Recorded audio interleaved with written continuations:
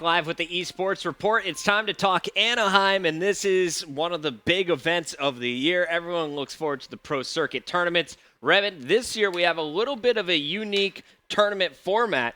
How's Anaheim going to work? Well, firstly, the American teams, they're going to be seeded by their placing in the Season 2 league. So they're going to get specific signed seeds. We could already tell because Evil Geniuses, they're probably going to be the number 1 seed, but they've already clinched their spot. You know, if for some reason they lose every other game, then they'll get the lowest seed for the North American teams. But we also have some international competition coming over. We got some European teams and also some Australian teams. That's right. And guys, there's 2 tournaments here. The MLG CoD International Playoffs. This is going to include EU, American, and an Australian squad. And here's a look at how the bracket's going to work. Of course, Gfinity is operating their first Pro League season. MLG has been operating their second one. Out of the 12 teams that are coming over from the NA, we're going to have only 8 advance into this bracket. The other 4 will drop down to a Season 3 play-in tournament. But here's where the 8 are going to stack up. You're going to see the top seed, number 1, is going to go to MLG, all the way to the 5th seed, which is actually going to belong to ACL. Now, a lot of people are wondering, why does an Australian team get the 5th seed overall? Well, it's based on their performance at CoD Championships. Try T1 Daughters, who's now Curse Australia. They shocked everyone by defeating FaZe Red as well as many others. Yeah, we're going to be looking for them. You know, a lot of people, especially on the Call of Duty competitive subreddit, they are expecting big things from this Australian squad, and they'll actually be competing soon at ACL Brisbane, which is coming up. And, of course, we're going to have the 6th seed overall. That's going to belong to the EU winner. So if you're the best in EU, you're going to be seeded 6 overall. And the second best EU squad is going to get the 9th. The other seeds belonging to the Americans at 7 and 8, as well as 10 and 11. So as you mentioned, we have a few teams already locked in. We know, regardless of the results of the remaining matches in the CoD leagues, that Evil Geniuses has secured a spot. Not necessarily that number 1 seed yet, but they've secured a spot in the bracket. Also with EU, we have 2 other teams who are these squads that are guaranteed to be there. Well, we see that we have Epsilon there and also TCM. So the 2 European teams that you'd expect to be there. We all remember Jared for his breakout performance in Black Ops 2, but a name we haven't seen in a little bit, Tommy. He's always been one of Europeans' best players, but, you know, he was under a pretty sketchy organization, Apex. So pretty sketchy, huh? Pretty sketchy. I was under them as well.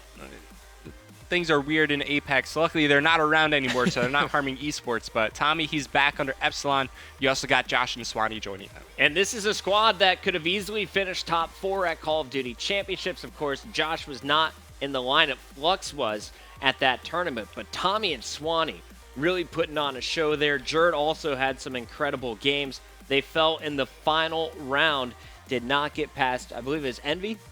I think so. Envy. Envy round 11 did not get through them, and they were eliminated. So, haven't finished top 8 at a MLG tournament. No EU team has ever finished top 8. But all the teams coming are guaranteed some prize money. So they've already made some prize money coming in. The question is, how far can they go in this 12-team tournament? The 4th team that we're going to know officially coming through is going to be the winner of this weekend's ACL Brisbane LAN event. Revin, I know there's some big names over there in Australia. Who are some of the teams you're looking out for? Well, there are 2 main teams that everybody's looking out for. You have the Curse Australian squad, formerly known as Trident T1 Daughters, and Team Immunity. So this is a look at the Curse Australia squad. You got Damage, Estaku, Chilean, and Dens. Obviously, you saw them at the Call of Duty Championships. Now they're under Curse, and we're going to see if they could take Brisbane. If they win it, they're going to be coming over to Anaheim. Immunity, Naked, Buzz, and Shocks, and Fida. Fida was 17 years old. He was considered the best player on the team by Naked, the captain. So I'm really excited to see how these guys face off against Daughters. Last time, they had Rampage filling in. Rampage had a pretty awful CoD Championships, to be honest. Now they have their original 4th on the team. Can they fight back against this Curse Australia squad and reclaim the title as Australia's best team? It's going to be a great event. Also, Avant-Garde, you got Vilesider and the boys. Kui is his name. One of the best ARs I've seen. He's only 18 years old.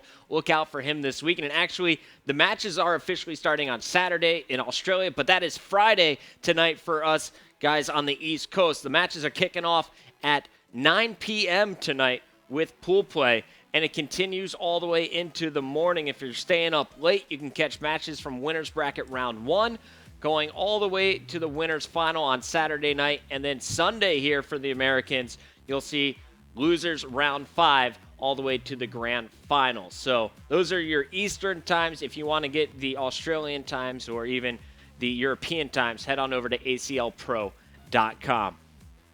Man, who's your team coming out of this? You can only get one coming over into the playoff bracket at Anaheim. Even though I'm pretty good friends with Naked from Immunity, I got to go with the boys in Curse Australia. I think they're going to take it. I'd love to watch them play, but looking at these times, they're all past my bedtime. There's no way Mama Revan's going to let me stay up this late to watch. You got to get some sleep, man. 8:30. I know that hard cutoff. Well, I'm going to be watching it later this weekend. You guys should too. Send me your tweets. Who are you impressed by? There's a lot of young talent over there in Australia, and it's a pretty cool tournament format. The top 4 teams are kind of head and shoulders above everyone else. So what ACL did is they put those 4 teams into a pool play.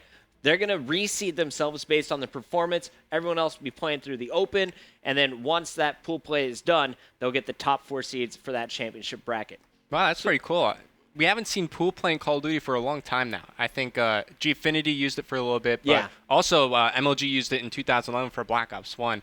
And the thing I like about pool play is that you're always playing games. You're always constantly warmed up. And even if you do lose in pool play, you still have that second chance in the losers bracket. It's going to be a great tournament. I know my boy Biohazard is going to be over there. I hope Dr. Curry on the mic as well. They got some fantastic talent. You can watch the tournament. It's actually going to be live on MLG.tv. Again, if you guys have nothing going on, 9 p.m. this evening, you should be watching the Australians. A lot better than some of the league matches we're going to be seeing, because let's take a look at the league, Revan. There has been some dominance at the top by EG. Oh, yeah. EG's just been on fire, man. Take a look at this. 27-7, the only team with under 10 losses.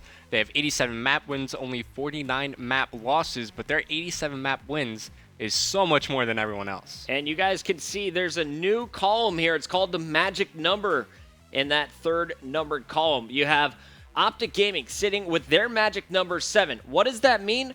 That means they need a combined 7 wins or team caliber losses to lock in an 8th place seed. So top 8 moves on to Anaheim. Their magic number is 7. Envy, they've played a lot of matches, already 31. Their magic number is 6. So TK needs to either lose 6 times or Envy winning 6 times, or a combination of either of those two.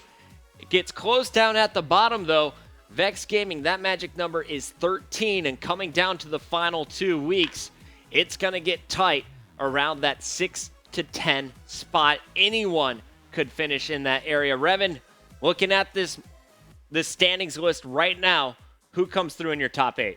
Top 8, well, I'm definitely expecting Optic Gaming, Envious, and FaZe Black to be there. Surprisingly, Denali, they've been making a run as of late. They're performing pretty well in the league, but let's look at our bottom 4 teams. They're still not out of it just yet. Even Strictly Business, if they just decide to win every single one of their remaining matches, I'm pretty sure they still have a shot to make top 8. So, it's anybody's game, Puckett. We'll see what they can do. We're heading to a quick commercial break. When we return, we'll talk to you about the MLG CoD League matches that are going down this week. And we have Friday, of course, 4 teams playing this evening. And Saturday, Super Saturday, 12 squads facing off. We'll give you the lowdown when we return.